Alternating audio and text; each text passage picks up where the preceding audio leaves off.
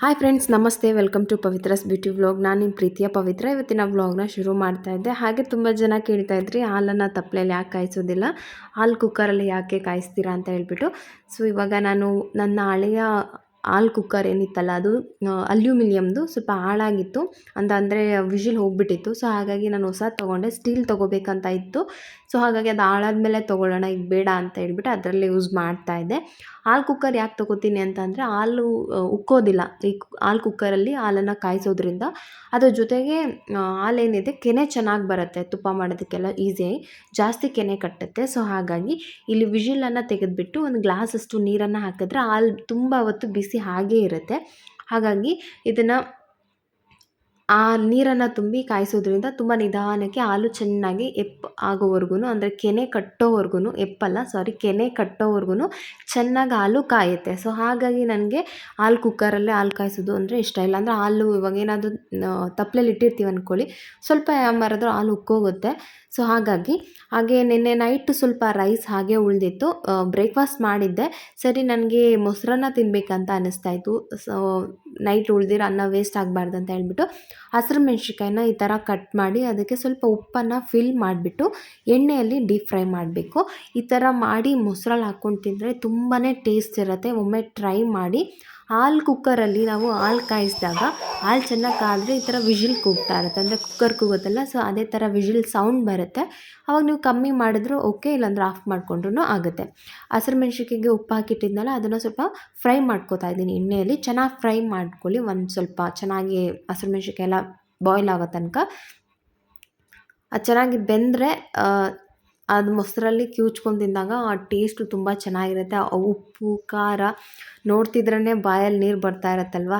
So ಇನ್ನು ರಿಯಲಾಗಿ taste ಮಾಡಿ ನೋಡಿ, ಖಂಡಿತ ಇಷ್ಟಪಡ್ತೀರ. ನಾವೇನೇನೋ ಮಸಾಲೆ ಅದು ಇದು ಹಾಕಿ ಮಾಡೋ ಎಲ್ಲ ಅಡುಗೆಗಳನ್ನ ಮೀರಿಸುತ್ತೆ, ಅಷ್ಟು ರುಚಿಯಾಗಿರುತ್ತೆ. ಸೊ ಮಧ್ಯಾಹ್ನ ಆಯಿತು. ಮಧ್ಯಾಹ್ನ ನನ್ನ ಮಗನಿಗೆ ಅಷ್ಟೊತ್ತಿಗಾಗಲೇ ಸ್ನಾನ ಎಲ್ಲ ಮಾಡಿಸಿ ನಿದ್ದೆ ಎಲ್ಲ ಮುಗಿದು ಎದ್ದಿದ್ದಾನೆ. ಅಂತ ಅಂದರೆ ಪ್ರೀತಮ್ಗೆ 2 ನ್ಯಾಪು ಹೇಗೆ ಮಲಗ್ತಾನೆ ಅಂತ ಕೇಳಿದ್ರಿ. 12 ಗಂಟೆಯಿಂದ ಕೆಲವೊಮ್ಮೆ 12:15 ಆಗುತ್ತೆ, 2:15ವರೆಗೂ ಅಷ್ಟೇ. ಅದಾದಮೇಲೆ ಸಂಜೆ 5 to 6 ಆ ಥರ 2 ಟೈಮ್ ನಿದ್ದೆ ಮಾಡೋದು ಬೆಳಗ್ಗೆಯಿಂದ. ಸೊ ಪ್ರೀತಮ್ ಮಲಗೋಷ್ಟರಲ್ಲಿ ನನ್ನದೊಂದು ರೆಸಿಪಿ ರೆಕಾರ್ಡ್ ಮಾಡೋದಿತ್ತು. ಅದು ರೆಕಾರ್ಡ್ ಮಾಡಿ ನಾನು ಕೂಡ ಫ್ರೆಶ್ ಅಪ್ ಆದೆ. ಇವಾಗ ನಾನು ವ್ಲಾಗ್ನ ಕಂಟಿನ್ಯೂ ಮಾಡ್ತಾಯಿದ್ದೀನಿ. ಇವತ್ತು ಕೊನೆವರೆಗೂ ನೋಡಿ ವ್ಲಾಗ್ನ. ಒಂದು ಇಂಟ್ರೆಸ್ಟಿಂಗ್ ವಿಚಾರನ ನಿಮ್ಮ ಜೊತೆ ಶೇರ್ ಮಾಡ್ಕೋತಾ ಇದ್ದೀನಿ. ಸೊ ನಾನು ಕೂಡ ರೆಡಿ ಆದೆ. ಇವತ್ತು ಫ್ರೈಡೇ, ಸೊ ಹಾಗಾಗಿ ಸ್ವಲ್ಪ ಪೂಜೆ ಎಲ್ಲ ಇರುತ್ತಲ್ವ. ಸರಿ, ಮಧ್ಯಾಹ್ನ ಆಗಿತ್ತು. ಮಧ್ಯಾಹ್ನ ಅಡುಗೆ ಮಾಡೋದಕ್ಕೆ ಅಂತ ಅಂದರೆ ಈಗ ನಾನು ಒಂದು ರೆಸಿಪಿ ಕೂಡ ಶೂಟ್ ಮಾಡಿದೆ, ಬೆಳಗ್ಗೆ ಕೂಡ ಬ್ರೇಕ್ಫಾಸ್ಟ್ ಮಾಡಿದೆ. ಸೊ ಹಿಂಗೆ ಟೈಮ್ ಆಗಿತ್ತು, ಮತ್ತೆ ಅಡುಗೆ ಮಾಡಬೇಕಲ್ಲ ಅಂತ. ಸರಿ, ಸಿಂಪಲ್ಲಾಗಿ ಏನಾದರೂ ಮಾಡೋಣ ಅಂತ ಹೇಳ್ಬಿಟ್ಟು ಚಪಾತಿ ಮಾಡೋಣ ಅಂತ.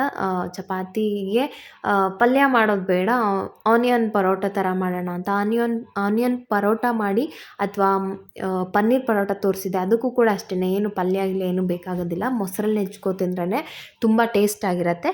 ಇಲ್ಲಿ ಗೋಧಿ ಹಿಟ್ಟನ್ನು ಕಳಿಸ್ತಾ ಇದ್ದೀನಿ. ಗೋಧಿ ಹಿಟ್ಟಿಗೆ ಸ್ವಲ್ಪ ಉಪ್ಪು, ನೀರನ್ನು ಹಾಕ್ಬಿಟ್ಟು ನಾರ್ಮಲ್ ಚಪಾತಿ ಹೇಗೆ ಹಿಟ್ಟನ್ನು ಕಳಿಸ್ತೀವೋ ಹಾಗೆ ಕಳಿಸ್ಬಿಟ್ಟು ಒಂದು 5 ನಿಮಿಷ ಅದನ್ನು ಮುಚ್ಚಿ ಸೈಡಲ್ಲಿ ಇಟ್ಟರೆ ಸಾಕಾಗುತ್ತೆ. ಅದು ಸ್ವಲ್ಪ ನೆನೆದ್ರೆ ಚಪಾತಿ ಚೆನ್ನಾಗಿ ಬರುತ್ತೆ ಅಂತ ಅಷ್ಟೇ. ಈಗ ನಾನು ಈರುಳ್ಳಿಗೆ ರೆಡಿ ಮಾಡ್ಕೊತಾ ಇದ್ದೀನಿ. ಸ್ವಲ್ಪ ಮಸಾಲೆ ಎಲ್ಲ ಹಾಕ್ಕೋಬೇಕಷ್ಟೇ ಈರುಳ್ಳಿಗೆ.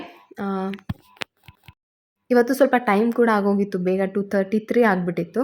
ಸೊ ಹಾಗಾಗಿ ಇದನ್ನೇ ಮಾಡ್ತಾಯಿದ್ದೆ. ಹಾಗೆ ನಿಮ್ಮ ಜೊತೆ ಶೇರ್ ಮಾಡಿಕೊಂಡೆ. ತುಂಬ ಈಸಿ ರೆಸಿಪಿ ಅಲ್ವಾ, ಸರಿ ವ್ಲಾಗಲ್ಲೇ ಹಾಕೋಣ ಅಂತ.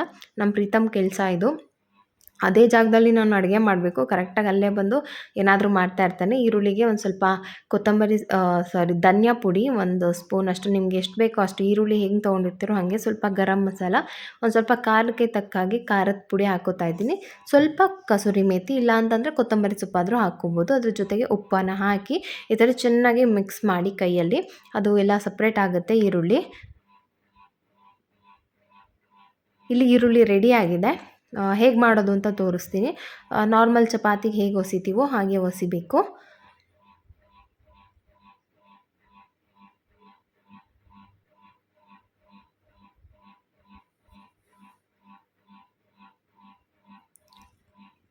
ಚೆನ್ನಾಗಿ ಸಾಫ್ಟಾಗಿ ಆಗಿದೆ.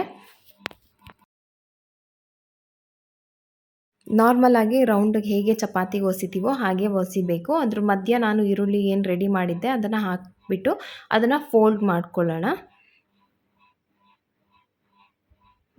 ಅರ್ಧಕ್ಕೆ ಹಾಕಿ ಅರ್ಧನ ಹಾಗೆ ಅದ್ರ ಮೇಲೆ ಫೋಲ್ಡ್ ಮಾಡ್ತೀನಿ. ಅದಾದಮೇಲೆ ಇನ್ನೊಂದು ಅರ್ಧಕ್ಕೆ ಮತ್ತೆ ಈರುಳ್ಳಿಯನ್ನು ಹಾಕಿ ಮತ್ತು ಟ್ರಯಾಂಗಲ್ ಶೇಪಲ್ಲಿ ಫೋಲ್ಡ್ ಮಾಡಿಕೊಂಡ್ರೆ ಸಾಕಾಗುತ್ತೆ. ಅದಾದಮೇಲೆ ಚಪಾತಿ ಹೇಗೆ ಲಟ್ಟಿಸ್ತೀವೋ ಹಾಗೆ ಲಟ್ಟಿಸ್ಕೊಳ್ಳೋದು.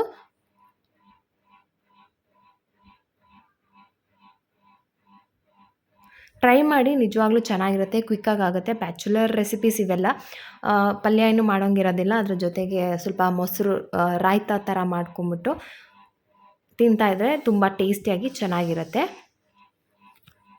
ಇವತ್ತು ವಿಡಿಯೋ ಕೂಡ ಜಾಸ್ತಿ ಇತ್ತು ಶೂಟ್ ಮಾಡೋದು. ಸೊ ಹಾಗಾಗಿ ನಾನು ಕ್ವಿಕ್ಕಾಗಿ ಆಗುತ್ತೆ ಅಂತ ಇದನ್ನೇ ಮಾಡಿದ್ದೀನಿ.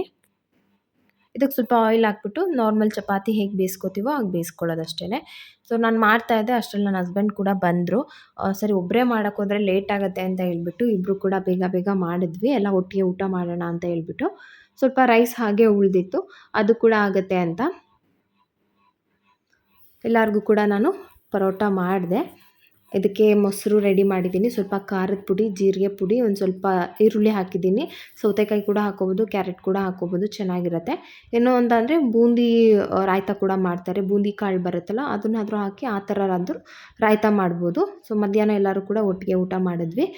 ಈವ್ನಿಂಗ್ ಆಯಿತು. ಸೊ ಪೂಜೆ ಮಾಡ್ತಾಯಿದ್ದೆ. ಹಾಗೆ ಪ್ರೀವಿಯಸ್ ವಿಡಿಯೋದಲ್ಲಿ ನಾನು ನಿಮಗೆ ಇದನ್ನು ತೋರಿಸಿದ್ದೆ. ಇದು ಜೇಡು ಮಣ್ಣು ಅಂತಾರಲ್ಲ ಅದು. ಆ ಮಣ್ಣನ್ನು ಹಾಕಿ ನಾನು ರಂಗೋಲಿ ಹಾಕಿದ್ದು. ಏನು ಅಪ್ಲೈ ಮಾಡಿದ್ದು ಹೇಳಿ ಅಂತ ಹೇಳ್ಬಿಟ್ಟು.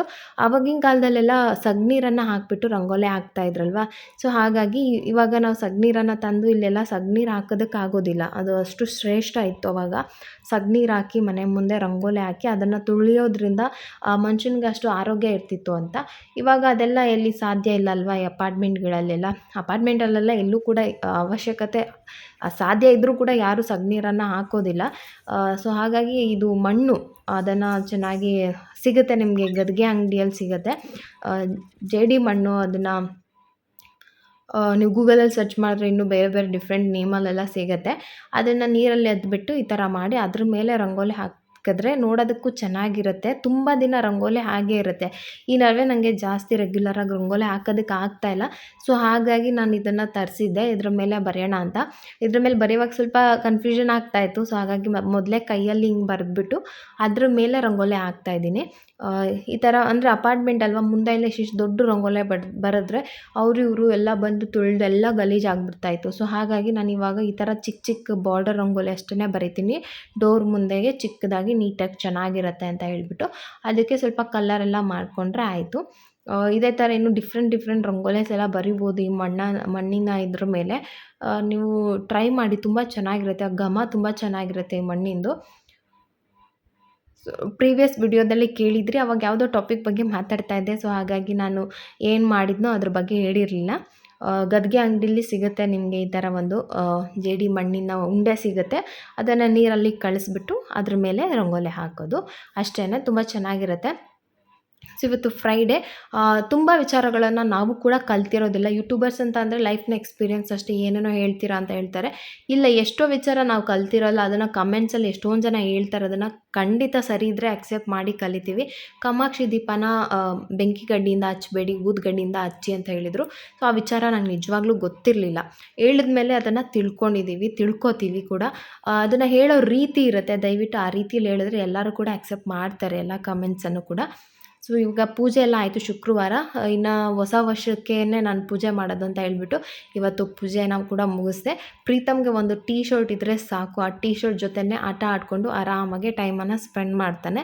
ಇವಾಗ ನಾನು ಹೊರಗಡೆ ಹೋಗೋದಿತ್ತು.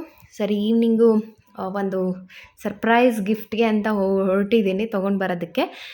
ಈವ್ನಿಂಗ್ ಟೈಮ್ ಅಂತ, ನೈಟ್ ಟೈಮಲ್ಲಿ ಬೆಂಗಳೂರು ರೋಡಲ್ಲಿ ಓಡಾಡೋದಕ್ಕೆ ಏನೋ ಒಂಥರ ಚೆಂದ. ಯಾಕೆ ಅಂತಂದರೆ ಎಲ್ಲ ಅಂಗಡಿಗಳಲ್ಲೂ ಜೋರು ಲೈಟ್ ಹಾಕ್ಕೊಂಡು ಹೊಳಿತಾ ಇರುತ್ತೆ. ಹಾಗೆ ಇವಾಗ ಕ್ರಿಸ್ಮಸ್ ಹತ್ರ ಇರೋದು ಅಂತ ಎಲ್ಲ ಶಾಪಲ್ಲೂ ಕೂಡ ಈ ಸಾಂತಾ ಕ್ಲಾಸ್ ಡ್ಯಾನ್ಸ್ ಮಾಡ್ತಾನೇ ಇತ್ತು. ಚೆನ್ನಾಗಿತ್ತು ಅಂತ ಹೇಳ್ಬಿಟ್ಟು ಹಾಗೆ ಒಂದು ವಿಡಿಯೋ ತೊಗೊಂಡೆ. ಅದ್ರ ಜೊತೆಗೆ ಹಾಗೆ ಹೊರಗಡೆ ಬಂದಿದ್ವಲ್ಲ, ಏನಾದರೂ ತಿನ್ನಬೇಕು ಅಂತ ಅನ್ನಿಸ್ತು. ಈ ವರ್ಷ ಬೇರೆ ಮುಗ್ದೋಗ್ತಾ ಇದೆ. ಪಾನಿಪುರಿ, ಬೇಲ್ಪುರಿ, ಮಸಾಲೆ ಪುರಿ ಇದಲ್ದಲೇ ಬೇರೆ ಇನ್ನೇನು ತಿನ್ನಲ್ಲ ನಾವು. ಹೊರಗಡೆ ಸ್ನ್ಯಾಕ್ಸ್ ಅಂತ ಇಷ್ಟಪಟ್ಟು ತಿನ್ನೋದಷ್ಟೇ, ಬೇರೆ ಇನ್ನೇನು ತೊಗೊಳ್ಳಲ್ಲ. ಅಷ್ಟಾಗಿ ಜಾಸ್ತಿ ಏನು ತೊಗೊಂಡಿಲ್ಲ. ಸೊ ಇವಾಗಲೂ ಅಷ್ಟೇ ಅದು ಇಷ್ಟ ಆಯಿತು ಅಂತ ಹೇಳ್ಬಿಟ್ಟು ಪಾನಿಪುರಿ, ಬೇಲ್ಪುರಿ, ಮಸಾಲೆ ಪುರಿ, ಹಾಗೆ ನನ್ನ ಹಸ್ಬೆಂಡ್ ಇವಾಗ ಪನ್ನೀರ್ದೇನೋ ಒಂದು ರೆಸಿಪಿಯನ್ನು ತೊಗೊಂಡ್ರು. ಅದು ಹೆಸರು ಮರ್ತೋಗ್ಬಿಟ್ಟಿದ್ದೀನಿ. ಸೊ ಇದಿಷ್ಟನ್ನು ತೊಗೊಂಡು ಮನೆಗೆ ಬಂದ್ವಿ. ಏನು ವಿಚಾರ ಅಂತ ಹೇಳ್ಬಿಟ್ಟು ನಾನೇ ನಿಮ್ಮ ಜೊತೆ ಹೇಳ್ತೀನಿ. ಇವಾಗ ನಾನು ನಮ್ಮ ಅಮ್ಮನಿಗೆ ಅಂತ ಹೇಳ್ಬಿಟ್ಟು ಒಂದು ಸರ್ಪ್ರೈಸ್ ಗಿಫ್ಟನ್ನು ತೊಗೊಂಡು ಬಂದಿದ್ದೀನಿ. ಹಾಗೆ ಒಂದು ವಿಚಾರ ಕೂಡ ಕೇಳ್ತೀನಿ, ನೀವು ಕಮೆಂಟ್ ಮಾಡಬೇಕು. ಸೊ ಅದಕ್ಕೋಸ್ಕರನಾದರೂ ವಿಡಿಯೋನ ಕೊನೆವರೆಗೂ ನೋಡಿ. ಅದನ್ನು ನಾನು ಒಂಥರ ಡಿಫ್ರೆಂಟಾಗಿ ಪ್ಯಾಕ್ ಮಾಡೋಣ ಅಂತ ಅಂದ್ಕೊಂಡು ಹೆಂಗೆಂಗೋ ಪ್ಯಾಕ್ ಮಾಡಿದ್ದೀನಿ. ನೋಡಬೇಕು. ಅಮ್ಮನ ಮನೆಗೆ ಹೋಗ್ತಾ ಇದ್ದೀನಿ, ಸೊ ಅದಕ್ಕೆ ಗಿಫ್ಟು. ಸೊ ಫ್ರೆಂಡ್ಸ್, ಇವತ್ತಿನ ವಿಡಿಯೋನ ಎಂಡ್ ಮಾಡ್ತಾ ಇದ್ದೀನಿ. ವಿಡಿಯೋ ಕೊನೆಯಲ್ಲಿ ಒಂದು ವಿಚಾರನ ನಿಮ್ಮ ಜೊತೆ ಶೇರ್ ಮಾಡ್ಕೋಬೇಕಾಗಿತ್ತು. ಹಾಗಾಗಿ ಇದನ್ನು ಎಂಡಿಂಗಲ್ಲಿ ಒಂದು ವಿಚಾರ ಹೇಳಬೇಕಿತ್ತು, ನಿಮ್ಮನ್ನು ಕೇಳಬೇಕು. ಸೊ ಹಾಗಾಗಿ ಹಂಗೆ ಕಂಟಿನ್ಯೂ ಮಾಡ್ತಾ ಇದ್ದೀನಿ. ಈಗ ನಾನು ಹೊರಗಡೆ ಹೋಗಿದ್ನಲ್ಲ, ಒಂದು ಗಿಫ್ಟನ್ನು ತೊಗೊಂಡು ಬಂದಿದ್ದೀನಿ, ಒಂದು ಸರ್ಪ್ರೈಸ್ ಗಿಫ್ಟ್. ಈ ಗಿಫ್ಟನ್ನು ಕೊಡ್ತಾ ಇದ್ದೀನಿ ಅಂತ ನಮ್ಮ ಅಮ್ಮನಿಗೆ ಗೊತ್ತಿಲ್ಲ. ಅಮ್ಮನಿಗೆ ಗಿಫ್ಟನ್ನು ತೊಗೊಂಡಿರೋದು. ಸೊ ನನಗೆ ಮಾತ್ರ ತುಂಬ ಎಕ್ಸೈಟ್ ಆಗಿದೆ, ತುಂಬ ಖುಷಿ ಆಗ್ತಾ ಇದ್ದೀನಿ. ಯಾಕೆಂದರೆ ಫಸ್ಟ್ ಟೈಮ್ ನಾನು ದುಡ್ದಿರೋ ದುಡ್ಡಲ್ಲಿ ನಮ್ಮ ಅಮ್ಮಂಗೆ ಏನೋ ಒಂದು ಕೊಡಿಸ್ತಾ ಇದ್ದೀನಿ ಅಂತಂದರೆ ಇದು first. So new year gift ಅಂತಲೇ ಅನ್ಕೋಬೋದು. ಹೊಸ ವರ್ಷಕ್ಕೆ ಅಂತ ಅಲ್ಲ, ಕೊಡಿಸ್ಬೇಕಂತ ತುಂಬ ದಿನದಿಂದ ಅಂದ್ಕೊಂಡಿದ್ದೆ. ಬಟ್ ಅದು ಟೈಮ್ ಇವಾಗಲೇ ಕೂಡ ಬಂದಿದೆ. ಅದು ಹೊಸ ವರ್ಷಕ್ಕೆ ಗಿಫ್ಟ್ ಅನ್ನೋ ಥರನೇ ಅನ್ಬೋದು. ಅದೇ ಪರ್ಟಿಕ್ಯುಲರ್ಗೆ ಹೊಸ ವರ್ಷಕ್ಕೆ ಅಂತಲೇ ನಾನೇನು ತೊಗೊಂಡು ಬಂದಿಲ್ಲ. ಬಟ್ ಗಿಫ್ಟೆಲ್ಲ ಪ್ಯಾಕ್ ಮಾಡಿದ್ದೀನಿ. ಅಮ್ಮಂಗೆ ಹೇಗೆ ರಿಯಾಕ್ಟ್ ಮಾಡ್ತಾರೆ ಅಂತ ನೋಡಬೇಕು ನಾಳೆ. ಅವರ ರಿಯಾಕ್ಷನ್ ಹೇಗಿರುತ್ತೆ ಅಂತ ಕ್ಯಾಪ್ಚರ್ ಮಾಡಬೇಕು. ತುಂಬ ದಿನದಿಂದ ಆಸೆ ಇತ್ತು, ಇದೊಂದು ಸಣ್ಣ ಗಿಫ್ಟನ್ನು ನಮ್ಮ ಅಮ್ಮಂಗೆ ಮಾಡಬೇಕು ನಾನು ಅಂತ ಹೇಳ್ಬಿಟ್ಟು. ಹಾಗೆ ನಾನೇನೋ ಕೇಳಬೇಕು ಅಂತ ಹೇಳಿದೆ ಅಲ್ವಾ ನಿಮಗೆ, ಏನಂತ ಅಂದರೆ ಜೀವನದಲ್ಲಿ ಪ್ರತಿಯೊಬ್ಬ ಪರ್ಸನ್ಗೂ, ಪ್ರತಿಯೊಬ್ಬ ವ್ಯಕ್ತಿಗೂ ಒಬ್ಬರು ಮೋಟಿವೇಟರ್ ಇರ್ತಾರೆ. ಅಂದರೆ ಅವರನ್ನು ನೋಡಿ ನಾವು ಮೋಟಿವೇಶನ್ ಆಗ್ತೀವಿ ಅಂತ. ಸೊ ನನ್ನ ಲೈಫಲ್ಲಿ ನನಗೆ ತುಂಬ ಮೋಟಿವೇಟ್ ಮಾಡಿರೋದು, ಅಥವಾ ನನ್ನನ್ನು ಪ್ರೋತ್ಸಾಹ ಮಾಡಿರೋದು, ಅಥವಾ ಅವರಿಂದ ನಾನು ಈ ಥರ ಇರಬೇಕು ಅಂತ ನಾನು ಪ್ರತಿ ಕ್ಷಣ ಯೋಚನೆ ಮಾಡೋದು ಇಬ್ಬರಿದ್ದಾರೆ. ಒಂದು ಫಸ್ಟು ನಮ್ಮ ಅಮ್ಮ. ಅವರ ಲೈಫನ್ನು ನಾವು ನೋಡ್ತಾ ಬೆಳೆದಾಗ, ಸೊ ಎಷ್ಟೋ ಚಾಲೆಂಜಿಂಗಾಗಿ ನಾವು ಫೇಸ್ ಮಾಡಿದರು. ಸೊ ಅದೆಲ್ಲ ನೋಡಿದಾಗ ನಮ್ಮ ಲೈಫಲ್ಲಿರೋದು ಏನು ಲೆಕ್ಕನೇ ಅಲ್ಲ ಅನ್ನೋ ಥರ. ಏನೇ ಕಷ್ಟ ಬಂದ್ರೂ ಅದೇನು ದೊಡ್ಡ ವಿಚಾರ ಅಲ್ಲ ಅನ್ನೋ ಥರ ನಾವು ಬದುಕ್ತಾ ಇರೋದು. ಹಾಗೆ ನನ್ನ ಮೋಟಿವೇಟ್ ಮಾಡಿದ್ರೆ ಇನ್ನೊಬ್ಬರು ನಮ್ಮ ಅಕ್ಕ. ಅವರು ಅಷ್ಟೇ. ಯಾಕೆಂದರೆ ನನ್ನದೇ ಸ್ವಲ್ಪ ದುಡುಕು ಬುದ್ಧಿ ಅಂತಾರಲ್ಲ, ಆ ಥರ ಅವಸರದಲ್ಲಿ ಡಿಸಿಷನ್ನ ತೊಗೊಳ್ಳೋದು ನಾನು. ಬಟ್ ಪ್ರತಿಯೊಂದು ಡಿಸಿಷನ್ ತೊಗೊಳ್ಳೋಕ್ಕೂ ಮುಂಚೆಗೆ ಅವರು 100 ಸಾರಿ ಯೋಚನೆ ಮಾಡ್ತಾರೆ. ನೋಡಿ, ಈ ಒಂದು ಪಾಸಿಬಿಲಿಟೀಸ್ ಇರುತ್ತೆ ನೀನು ಮಾಡೋ ನಿರ್ಧಾರದಿಂದ, ಒಮ್ಮೆ ಈ ಥರ ಯೋಚನೆ ಮಾಡು ಅಂತ. ಸೊ ಹಾಗಾಗಿ ಫಸ್ಟ್ ನಮ್ಮಮ್ಮ, ಆಮೇಲೆ ನಮ್ಮ ಅಕ್ಕ. ಯಾಕೆ ಅಮ್ಮ ಅಂತ ಹೇಳ್ತೀನಿ ಅಂತ ಅಂದಾಗ, ಯೂಟ್ಯೂಬ್ ಸ್ಟಾರ್ಟ್ ಮಾಡಿದಾಗ ನನಗೆ ಸಬ್ಸ್ಕ್ರೈಬರ್ಸ್ ಗೇನ್ ಆಗ್ತಾ ಇರಲಿಲ್ಲ. ನಾನೇನು ದುಡ್ಡು ಸಂಪಾದನೆ ಮಾಡ್ತಾ ಇರಲಿಲ್ಲ. ನಿಜ ಹೇಳ್ತೀನಿ, ನಮ್ಮ ಅಮ್ಮನಿಗೆ ಇದರಿಂದ ದುಡ್ಡು ಬರುತ್ತೆ ಅಂತ ನಂಬಿಕೆನೂ ಇರಲಿಲ್ಲ, ಅವರಿಗೆ ಗೊತ್ತೂ ಇರಲಿಲ್ಲ. ಒಂದು ಪೇಮೆಂಟ್ ಅಂತ ತೊಗೋತೀವಿ ಅನ್ನೋದು ಸುಮ್ಮನೆ ಏನೋ ಗೊತ್ತಿಲ್ಲ, ಯಾಕೆ ಹಿಂಗೆ ಮಾಡ್ತಾ ಇದ್ದಾಳೆ ಅನ್ನೋ ಥರ ಅವರೆಲ್ಲರ ರಿಯಾಕ್ಷನ್ ಇದ್ದಿದ್ದು. ಆವಾಗ ಅಮ್ಮ ಒಂದೇ ಮಾತು ಹೇಳಿದ್ದು, ನೀನೇನೋ ಅದ್ರ ಬಗ್ಗೆ ನಂಗೆ ಗೊತ್ತಿಲ್ಲ, ಬಟ್ ಏನೋ ಪ್ರಯತ್ನ ಮಾಡ್ತಾ ಇದೆಯಾ. 2 ವರ್ಷದ ಹಿಂದೆ ಒಂದು ಸಣ್ಣ ಕರುಗಳನ್ನ ತೊಗೊಂಡೆ ನಾನು, ಹಸು ಸಾಕೋದಕ್ಕೆ. ಆ ಕರು ಬಂದು 2 ವರ್ಷದವರೆಗೂ ನನಗೆ ಯಾವುದೇ ಇನ್ಕಮ್ ಇಲ್ಲ, ನಾನೇ ಅದರ ಸೇವೆ ಮಾಡಿರೋದು. ಅದಕ್ಕಿನ್ನೂ ನಾನೇ ಬಂಡವಾಳ ಹಾಕಿದ್ದೀನಿ. 2 ವರ್ಷ ಆದಮೇಲೆ ಅದು ಕರು ಹಾಕಿ ಹಾಲನ್ನು ಕೊಡೋದಕ್ಕೆ ಸ್ಟಾರ್ಟ್ ಮಾಡಿದ್ದು. ಹಾಲನ್ನು ಡೈರಿಲಿ ಹಾಕಿ ದುಡ್ಡನ್ನು ತೊಗೊಳ್ಳೋದು. ಸೊ 2 ವರ್ಷ ಕಷ್ಟಪಟ್ಟಿದ್ದಕ್ಕೆ ನನಗೆ ಇವತ್ತು ದುಡ್ಡನ್ನು ನಾನು ನೋಡ್ತಾ ಇದ್ದೀನಿ. ಸೊ ನೀನು ಇವಾಗ ಶುರು ಮಾಡಿದೆ, ಅದು ವರ್ಷ ಆಗ್ಬೋದು, 2 ವರ್ಷ ಆಗ್ಬೋದು, ಪ್ರಯತ್ನ ಮಾಡು. ಮಾಡಿದ ತಕ್ಷಣ, ಈಗ ಕರು ತಂದ ತಕ್ಷಣವೇ ಹಾಲು ಕೊಡು, ಅದೆಲ್ಲ ಸಾಧ್ಯ ಇಲ್ಲ ಅಲ್ವಾ. ಸೊ ಹಾಗೆ ಇದನ್ನು ಅಂತ ಪ್ರತಿಯೊಂದು ಕ್ಷಣನೂ ಮೋಟಿವೇಟ್ ಮಾಡಿದ್ರು. ನಮ್ಮ ಅಕ್ಕನೂ ಅಷ್ಟೇ. ಹ್ಯೂಜ್ ಸಕ್ಸಸ್ ಏನು ಸಿಕ್ಕಿಲ್ಲ ಅಂದ್ರೂ, ಬಟ್ ಇವತ್ತು ಯಾಕೆ ಈ ವಿಚಾರ ಹೇಳ್ತೀನಿ ಅಂತಂದರೆ, ಎಜುಕೇಷನ್ ಅರ್ಧಕ್ಕೆ ಕಂಪ್ಲೀಟ್ ಮಾಡಿ ಮದುವೆ ಆಗಿಬಿಟ್ಟೆ. ನನಗೆ ಎಲ್ಲೂ ಕೂಡ ಕೆಲಸಕ್ಕೆ ಸೇರಿ ದುಡಿಯೋ ಅಂಥ ಅವಕಾಶಗಳು ಸಿಕ್ಕಿರಲಿಲ್ಲ. ಸೊ ಹಾಗಾಗಿ ನಾನು ಯಾವತ್ತೂ ದುಡಿತೀನಿ, ನಾನು ಸಂಪಾದನೆ ಮಾಡ್ತೀನಿ ಅನ್ನೋ ಒಂದು ಸಣ್ಣ ಸಾಸಿವೆ ಕಾಳಷ್ಟು ನಂಬಿಕೆ ಕೂಡ ಇರಲಿಲ್ಲ. ಈಗ ಯಾರಾದರೂ ಮಕ್ಕಳು ದುಡ್ದು ಸಂಬಳ ಕೊಟ್ಟಾಗೆಲ್ಲ ಬೇಜಾರಾಗ್ತಾಯಿತ್ತು ನನಗೆ. ನಾನು ನಮ್ಮ ಅಪ್ಪ ಅಮ್ಮಂಗೆ ಯಾವತ್ತೂ ಸ್ಯಾಲ್ರಿ ತೊಗೊಮ್ಮ, ನಾನು ದುಡ್ದಿದ್ದು, ನಾನು ದುಡಿದು ಸಂಪಾದನೆ ಅಂತ ಯಾವತ್ತೂ ಕೊಡೋಕ್ಕಾಗಲ್ವಲ್ಲ, ಜೀವನ ಪೂರ್ತಿ ನಾನು ಹಿಂಗೇನಾ ಅಂತ ಎಷ್ಟೋ ದಿನ ಕೊರಗಿದ್ದೀನಿ, ಹತ್ತಿದ್ದೀನಿ. ಯಾಕೆ ಅಂತ ಅಂದರೆ ನಮ್ಮ ಅಮ್ಮಂಗೆ ಏನೂ ಕೂಡ ಓದೋಕ್ಕೆ ಬರಲ್ಲ, ಬರೆಯೋಕ್ಕೆ ಬರಲ್ಲ.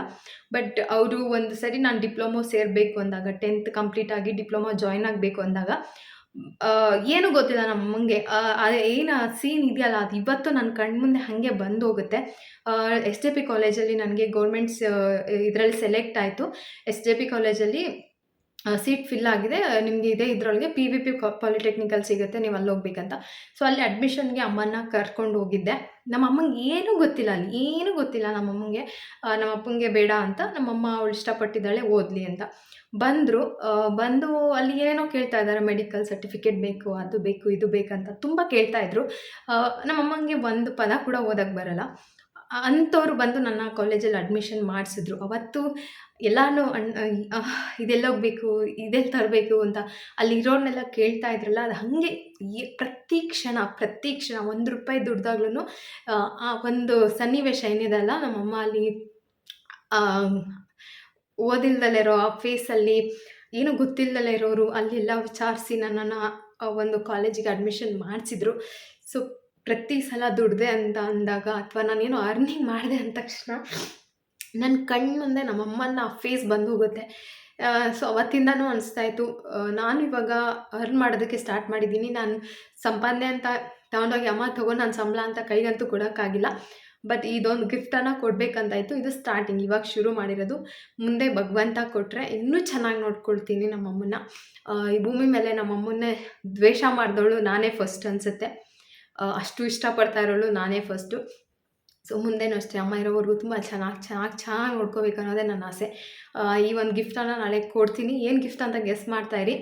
ಹಾಗೆ ಕಮೆಂಟಲ್ಲಿ ನಿಮಗೇನಾದ್ರು ಇಷ್ಟ ಇದ್ದರೆ, ನಿಮ್ಮ ಲೈಫಲ್ಲಿ ಮೋಟಿವೇಟರ್ ಯಾರು ಅಂತ ನನಗೆ ಕಮೆಂಟಲ್ಲಿ ಹಾಕಿ. ಸೊ ನಾನು ಖುಷಿ ಪಡ್ತೀನಿ ನೋಡಿ. ನನಗಂತೂ ನಮ್ಮಮ್ಮ, ಆಮೇಲೆ ನಮ್ಮ ಅಕ್ಕ. ಸೊ ಇವರಿಬ್ಬರು ತುಂಬ ಮೋಟಿವೇಟ್ ಮಾಡ್ತಾರೆ ನನ್ನ ಯಾವಾಗ್ಲೂ.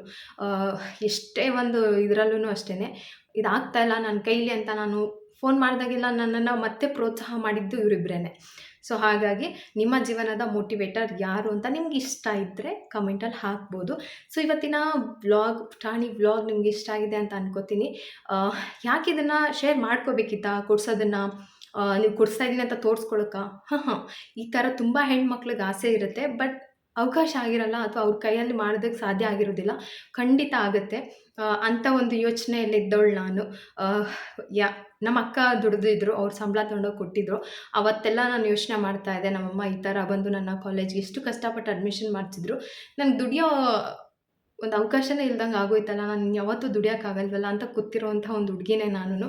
ಬಟ್ ಇವತ್ತು ಒಂದು ಸಣ್ಣ ಅಮೌಂಟನ್ನು ದುಡಿಯೋ ಮಟ್ಟಿಗೆ ಬಂದಿದ್ದೀನಿ. ನೋಡೋಣ ಮುಂದೆ ಏನಾಗುತ್ತೆ ಅಂತ. ಸೊ ಇವತ್ತಿನ ವ್ಲಾಗ್ನ ಇಲ್ಲೇ ಎಂಡ್ ಮಾಡ್ತಾಯಿದ್ದೀನಿ. ನಾಳೆ ಬೆಳಗ್ಗೆ ಯಾವಾಗಾಗುತ್ತೆ, ಈಗ ಜಸ್ಟ್ ಅಮ್ಮನ ಹತ್ರನೇ ಮಾತಾಡಿದೆ, ಬಟ್ ಹೇಳಿಲ್ಲ. ಅಮ್ಮನಿಗೆ ಸರ್ಪ್ರೈಸ್ ಇದು. ಯಾಕೆ ಅಂತಂದರೆ, ನಾನು ಮಾಡೋ ಯೂಟ್ಯೂಬ್ ವಿಡಿಯೋನ ಅವ್ರು ನೋಡಿದ್ರೆ ನಾನು ಯಾವಾಗಲೂ ಅಮ್ಮನ ಹತ್ರನೇ ಇರೋ ಅಂಥ ಫೀಲ್ ಅವ್ರಿಗೆ ಸಿಗುತ್ತೆ ಅಂತ. ಇಷ್ಟೇ. ಇನ್ನೂ ನಾಳೆ ತುಂಬ ಇದೆ ಹೇಳೋದು. ನಾಳೆ ಸಿಗ್ತೀನಿ ನಾನು ಅಮ್ಮನ ಮನೇಲಿ. ಇವತ್ತಿನ ವ್ಲಾಗ್ ನಿಮ್ಗೆ ಇಷ್ಟ ಆಗಿದೆ ಅಂತ ಅನ್ಕೋತೀನಿ. ಇಷ್ಟ ಆಗಿದ್ರೆ ಲೈಕ್, ಶೇರ್, ಕಮೆಂಟ್, ಸಬ್ಸ್ಕ್ರೈಬ್ ಎಲ್ಲ ಮಾಡಿ. ಸಿಗೋಣ ನೆಕ್ಸ್ಟ್ ವ್ಲಾಗಲ್ಲಿ. ಅಲ್ಲಿವರೆಗೂ ಟೇಕ್ ಕೇರ್, ಬಾಯ್.